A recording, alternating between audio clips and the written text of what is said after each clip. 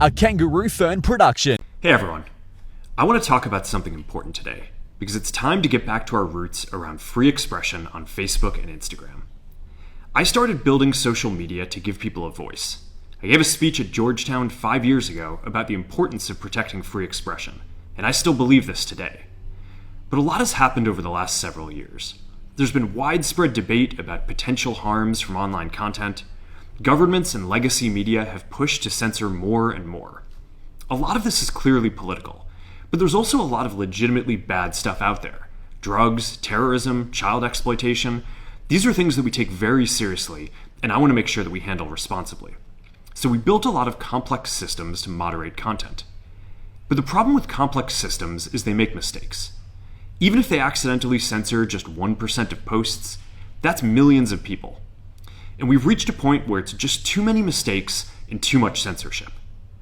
The recent elections also feel like a cultural tipping point towards once again prioritizing speech.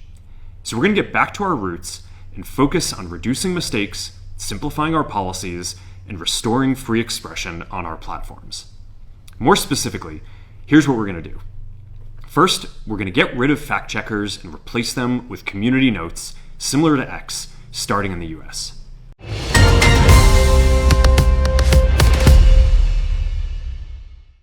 Welcome to today's episode of Santos Unfiltered, where we are diving into a major shift in social media moderation.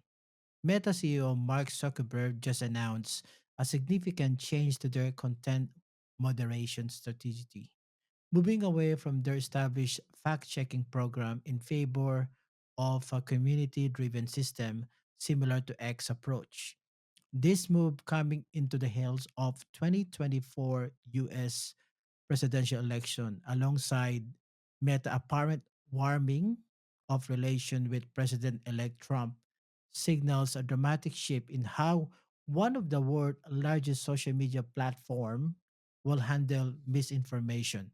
The change will affect billions of users across Facebook, Instagram, and Threads, marking what Zuckerberg's goal a cultural tipping point toward once again prioritizing speech. On today's episode, we're talking to Dr. Alexia Maddox. She is the Director of Digital Education and Senior Lecturer in Pedagogy and Education Futures in the School of Education.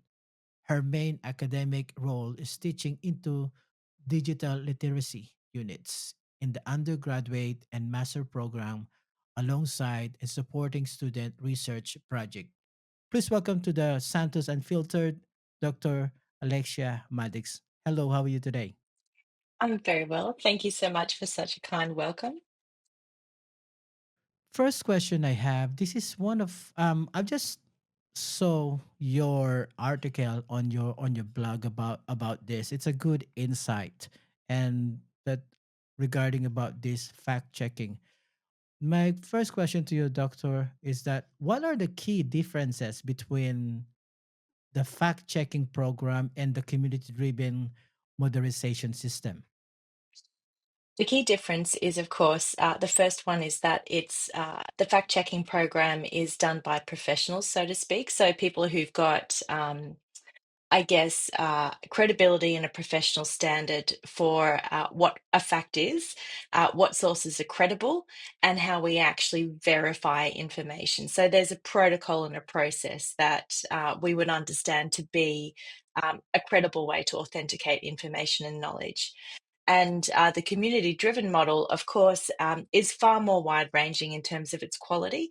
And we often see something very similar in Reddit, for example, where you'll have a Reddit thread and everyone comes in with an opinion. Some people are very informed and they get upvoted, and some people are really not very informed and they might have sources or ideas that are not well supported in the evidence.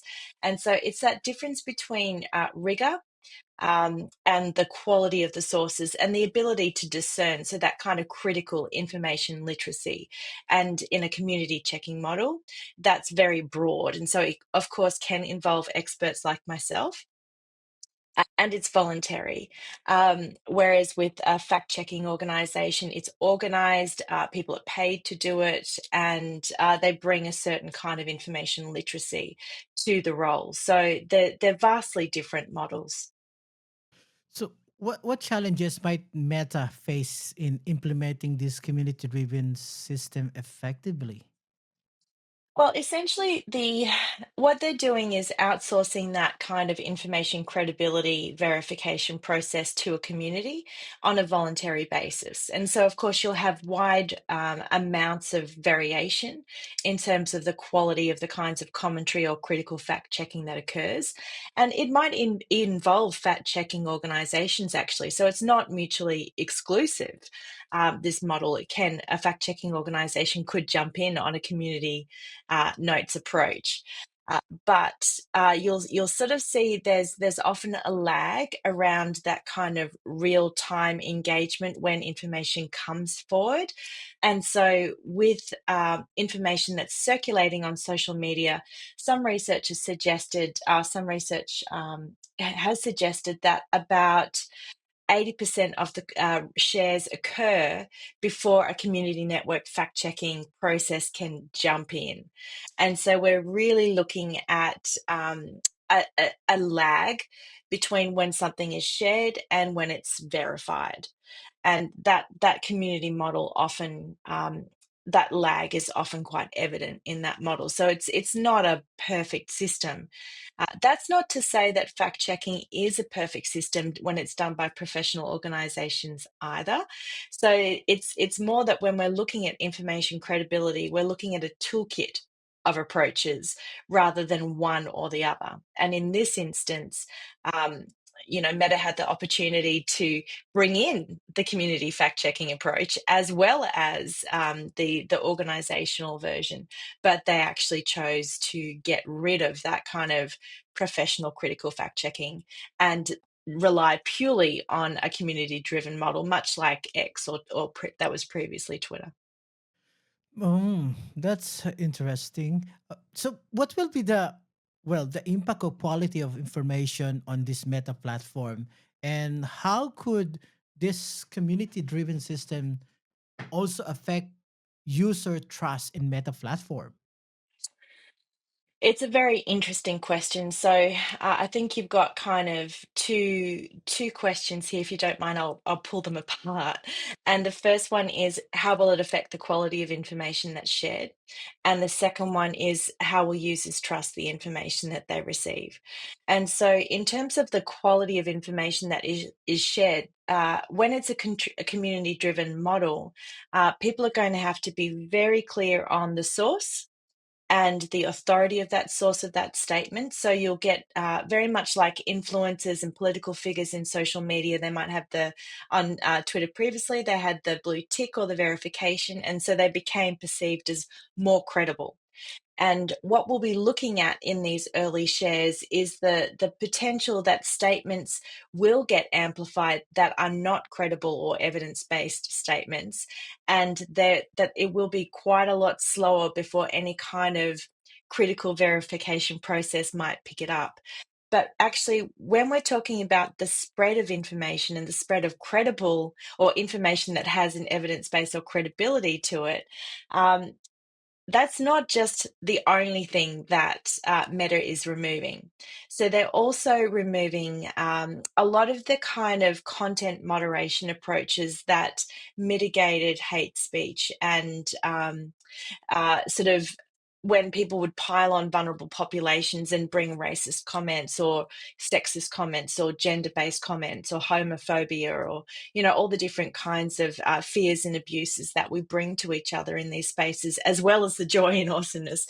And so they're actually removing a lot of those baseline checks.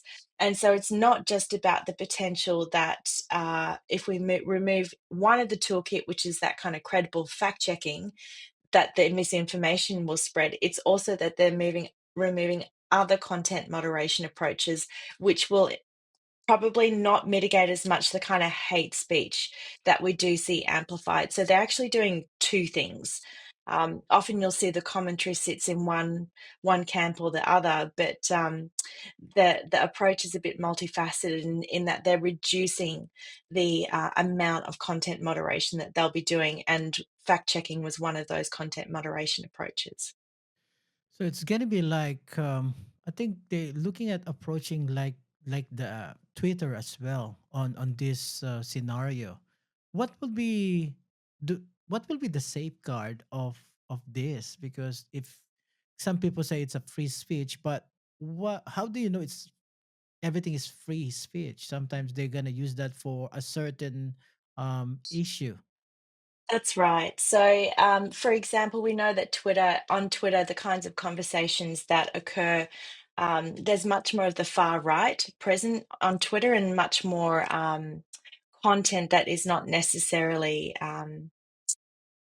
related to kind of diverse democratic thinking or information credibility. So we know that Twitter is, with the model and approach that they're taking, it's more politically to the right, and it's more likely that conspiracy theories will be distributed in these spaces. So that kind of uh, type of information branching is occurring quite prolifically on X at this point in time, and that is linked to the kind of free speech attitude that the platform is taking towards content on it.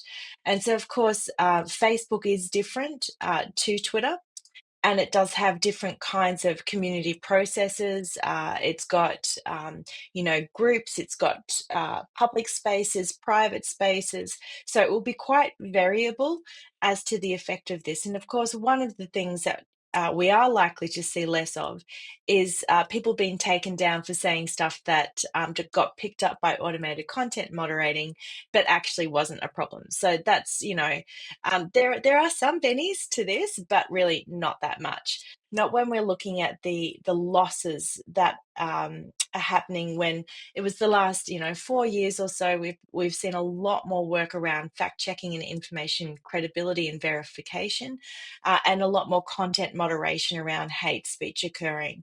So those are duty of care processes and infrastructure that these platforms do actually need to be taking. And what we're seeing is a shift away from that, and a shift more towards the laissez-faire, open market, more speech is good speech kind of approach. And that is not necessarily the case. And so, for me, I'm not really here to say that we need a patriarchal, repressive, platform system where everything must be moderated and people can't speak out of school. And, that's definitely not what we want. We do want those relative freedoms, but not at the cost of vulnerable populations, and not at the cost of reducing the quality of information and knowledge that people have access to. So that balance is really important. Mm. So, how might the government or regulatory bodies like the Safety Commission about what they do you think what they gonna be respond to these changes to Meta? Well, we've already seen a few responses internationally, and so it's an interesting tension here, because just to step back from that specific question of the Australian context, what we're seeing is essentially this kind of changing attitude of big tech companies that are based out of the US and have their primary headquarters and operation centers there. Is that now they have a government coming in that is much more permissive and less likely to be pressuring them to put on duty of care approaches and infrastructure into their platforms. And so they want that approach globally. And because the US is such a powerful market, and it's a powerful political voice, and it's powerful economically, you see a lot of countries coming in line, because these products almost are invaluable internet infrastructures or web infrastructures or communication infrastructures in some countries. But those countries have different laws. And so this kind of freedom of speech ethos or attitude coming out of the US doesn't necessarily map to other countries, like in the European Union, where there is a really a Digital Safety Act that is quite extensive and has a lot of really positive user protections expected in it. And so what we're seeing is Zuckerberg had made it very clear that he was going to use the US government support to push back against countries like the European Union. And he used a lot of spin in his language to suggest that rather than fact checking, this was really about, you know, surveillance and control and biasing media. So he's already trying to put language into the situation. And so you've seen the European Commission actually come up and push back against that, saying that they're not doing censorship, but they do have laws, and there is a difference between legal content and illegal content under those conditions. And so what we're going to see here is a real power play emerging, and that's really what he's signaling. They clearly, Facebook and Meta and a lot of the large social media companies are really not keen to be so heavily regulated. And you've seen in Australia already, we've had some very serious regulations come in that will, you know, change young children's access to the to social media. And companies are not keen on this because it's shutting down their markets. So these are the kind of complicating factors. And so I think you will see from an Australian perspective that we will still expect these companies to abide by the legal jurisdictions and expectations around what is appropriate in these online spaces. But we are more likely now to see very emboldened social media companies using bullying tactics in order to override those legal expectations. So I think we're in for a fight. Sure is, especially in Australia, if this is implemented here in Australia. So I was reading on your article yesterday about this. What really, what do you think really is this agenda really about?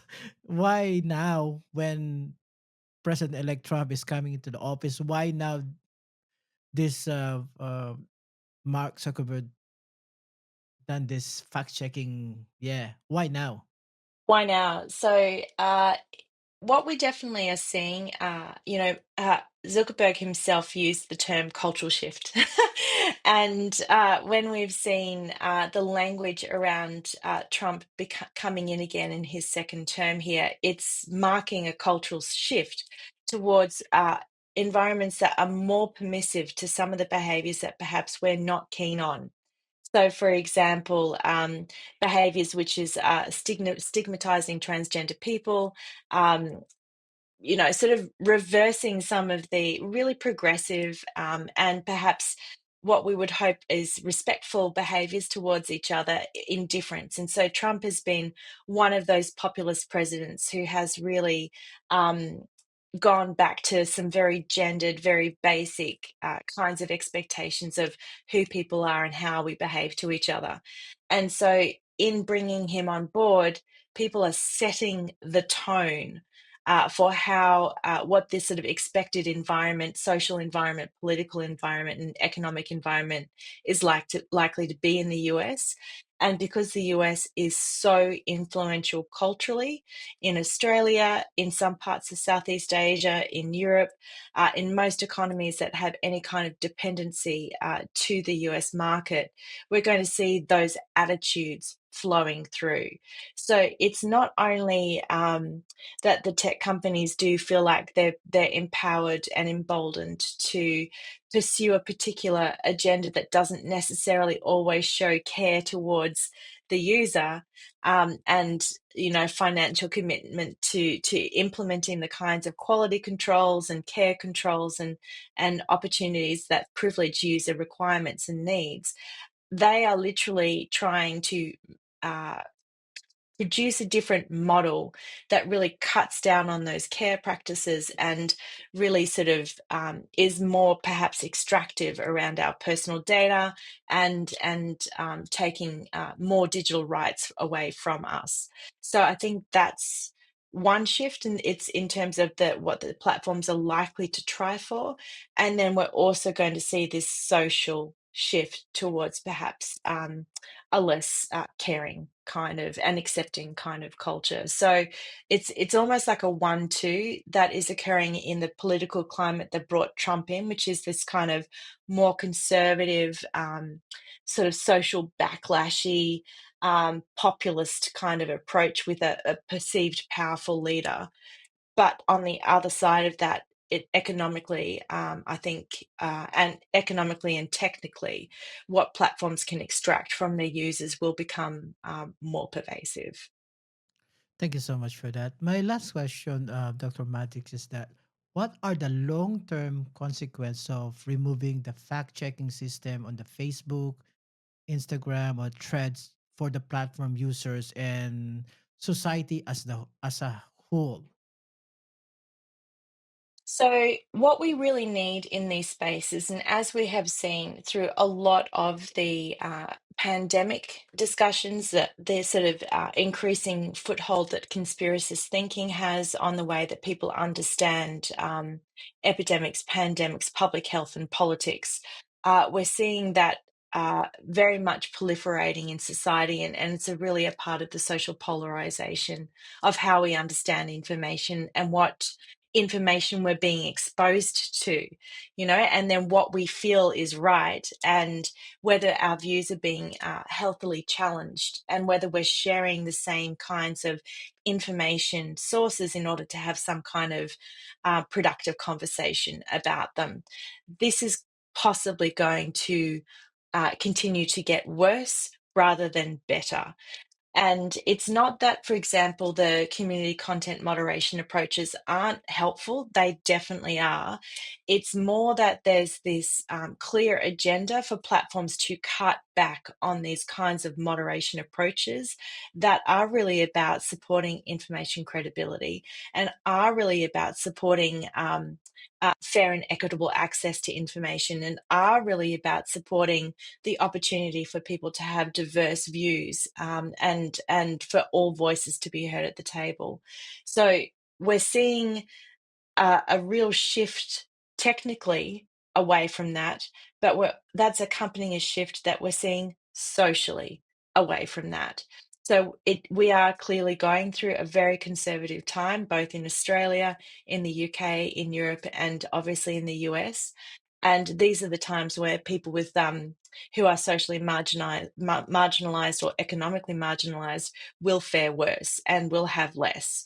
And so the more the when these sort of mechanisms cut down the amount of credible information they have access to, or take away the mechanisms that they're used to understanding and trusting for verification of good sources, when those things are reduced, and when you also bring in the amount of content produced by artificial intelligence that's in these spaces, it becomes a very user beware kind of environment for people. And we already have low trust in governments. We already have low trust in news media outlets. We already have very low trust in, for example, academic authority and knowledge in universities and things like that. So we're really looking at quite a messy um, future. Thank you so much for that, Dr. Alexia Maddox, the Director of Digital Education, Senior Lecturer on Pedagogy and Education Future in the School of Education at La Trobe University. Thank you. Thank you. As for the eye opening discussion with Dr. Alexia Maddox about Meta's dramatic pivot in content moderation. As we explore today, this shift from professional fact checkers to a community driven system represent more than just a technical change. It's a fundamental reshaping of how information is verified on the platform used by billions. While Meta maintain it will continue moderating certain harmful content, this move combined with a recent leadership changes and the company apparent realignment with the incoming Trump administration suggests we're entering a new era of social media governance.